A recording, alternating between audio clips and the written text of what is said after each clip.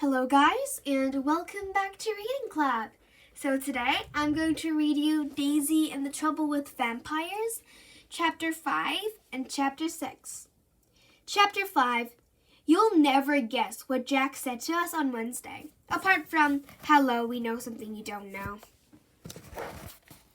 He said there's a zombie graveyard buried under our classroom. The trouble with having a zombie graveyard under your classroom is that if it's midnight on Halloween night when there's a full moon, the zombies can wake up. Apparently, when a load of zombies all wake up at the same time, it's called a zombie rising. But if they all wake up and decide to take over the world, it's called a zombie invasion. Rising. Invasion.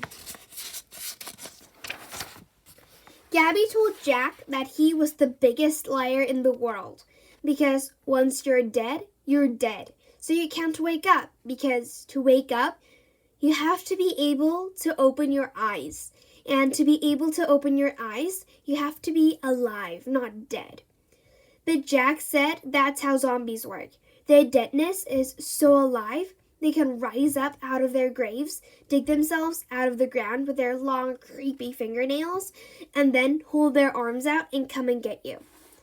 When I asked Jack what zombies are made of, he said evil gunk.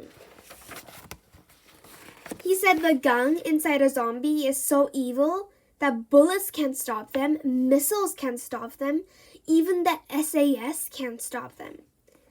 If you want to fight a zombie, then the only way to defeat them is to fight gunk with gunk, Jack said. Especially at midnight on Halloween night when there's a full moon. When I went back to my desk after break on Wednesday, the only thing I could think about was the zombie under my feet. Gabby told me there weren't any zombies under my feet. She said I shouldn't be listening to a word Jack Beachiesel says. Trouble is, it definitely felt like there was a zombie underneath me, especially when I opened my desk lid.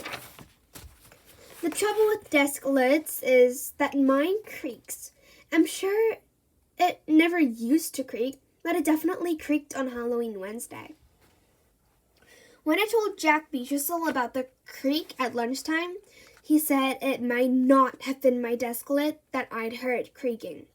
He said it might have been the evil, rusty hinges of a zombie coffin lid opening right beneath my feet. Not during Halloween night, during maths. The trouble with the lid of a zombie coffin is once it's opened, the zombie can climb out. The trouble with zombies climbing out is it could be the start of a zombie rising or invasion. When I told Gabby that a zombie rising or invasion was about to start right underneath my desk, she said I was being silly. She said, first, there are no such things as zombies. Second, there are no such things as zombie risings or invasions.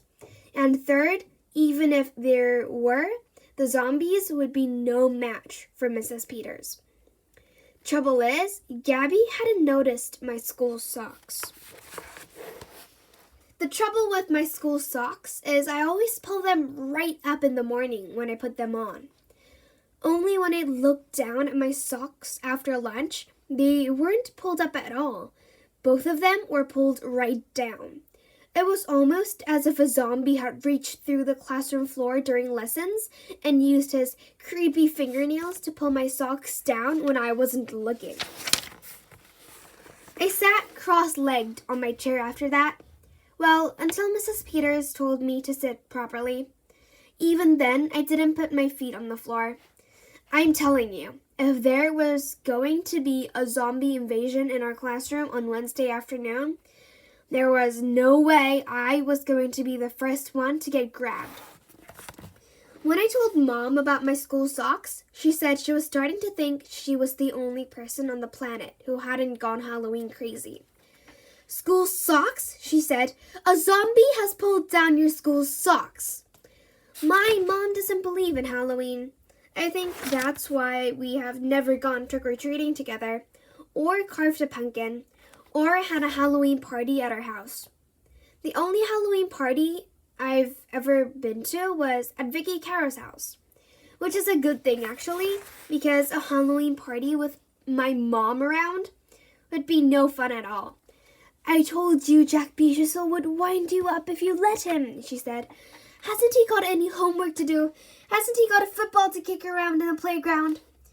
He prefers telling Halloween stories, I told her. Well, I prefer it if you stopped listening to them, she said.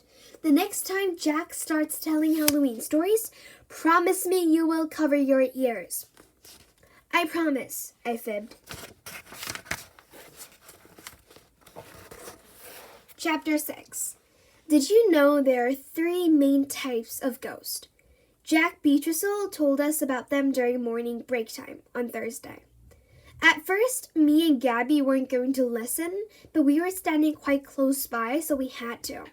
According to Jack, the 3 main types of ghosts are 1. Normal ones, 2. Ugly ones, 3. Headless ones. Normal, ugly, headless. Normal-looking ghosts are ghosts who have died normally. You know, they might have lived to about 100 and then died of old age. But the ones with a really bad attitude are the ugly ones. Ugly ones wear sheets over their heads so you can't see how ugly they really are.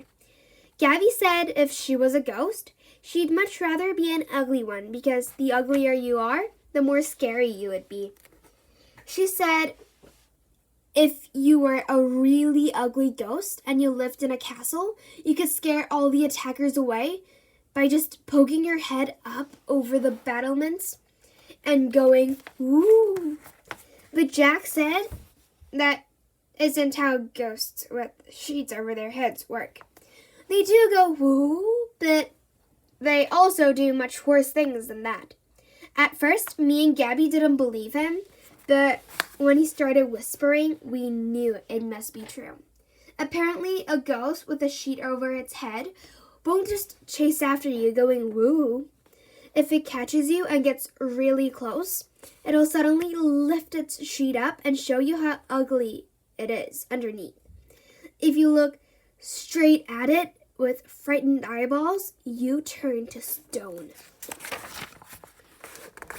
The trouble with being turned to stone is you have to stand really still all the time, and it makes you really heavy. Imagine going to the swimming baths after you've been turned to stone, or doing PE. And that's not all you have to be afraid of during Halloween week either. According to Jack, it isn't just sheets with ghosts under them that you have to watch out for. It's ordinary sheets too, and blankets, and bath towels, and tea towels, and t-shirts, and flannels, and even socks. Jack says if you have a laundry basket in your house on Halloween night, and it's piled up with things that haven't been ironed, they can turn into ghosts too, especially at midnight on Halloween night when there's a full moon. How scary is that? When I asked Jack how to defend yourself against a haunted tea towel, he said you have to pin it to the clothes area. You have to pin it to the clothes area with silver clothes pegs. Trouble is, my mom's clothes pegs are red, yellow, green, and blue.